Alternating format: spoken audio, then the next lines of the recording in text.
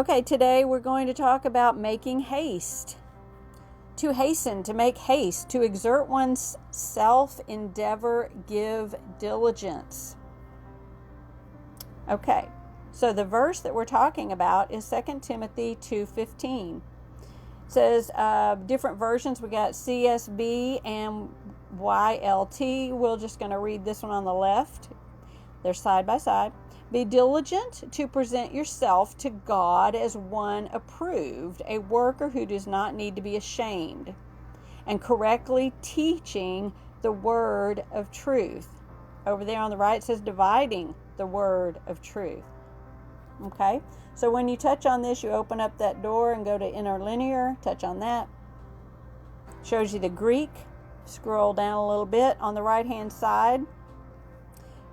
Let me get that out of the way. On the right hand side, you're going to see be diligent.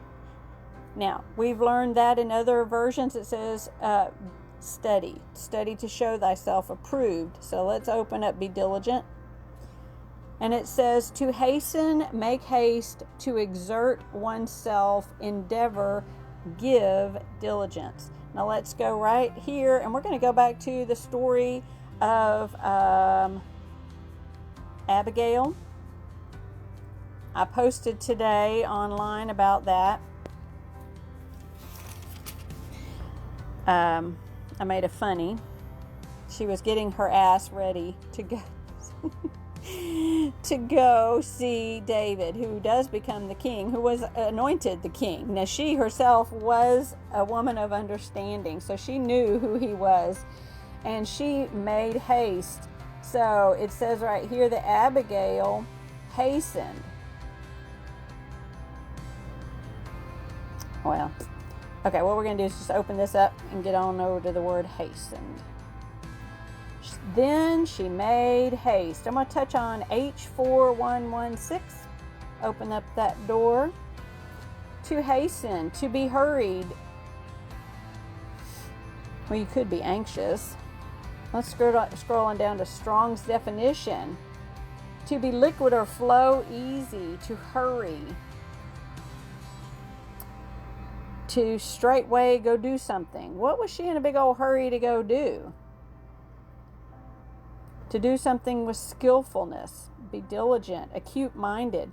Well, what she was going to do was going to take David, who and his camp, some food. Her husband, Nabal, refused to do it. He's like, who is this guy? I'm not giving him any of my stuff. It's for my other guys that are shearing my sheep.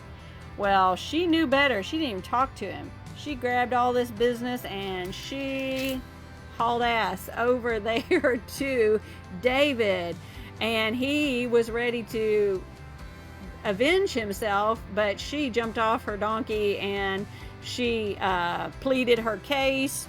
She said, don't avenge yourself, she's like, don't even think about this guy. I mean, he's a fool.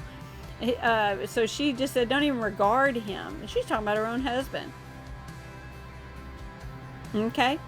So she's saying, can you give me just a second? I need to tell you something. And then over here, she's like, you're doing battles for the Lord. So she knew.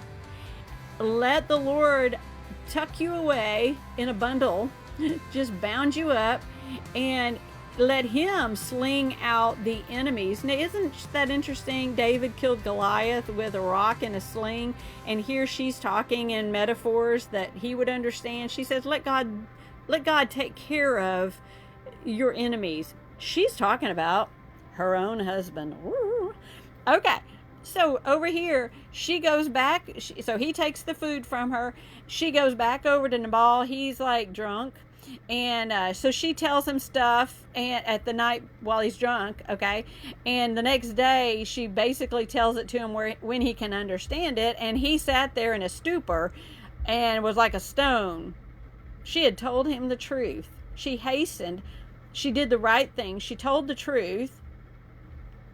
And then 10 days later, the Lord struck him dead.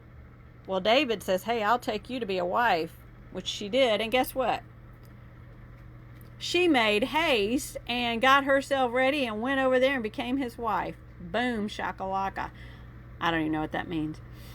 But I'm going to tell you, make haste. Do what you got to do righteously when the Lord tells you to do. When you know it's the right thing to do, and you have good understanding like Abigail, right? Do what you know is right. Make haste. Study to show yourself approved unto God.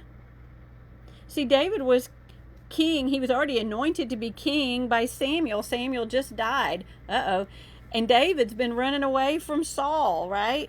Saul's been like chasing him. Well, David confronts him, and Saul's like, dang, you're right, I'm wrong.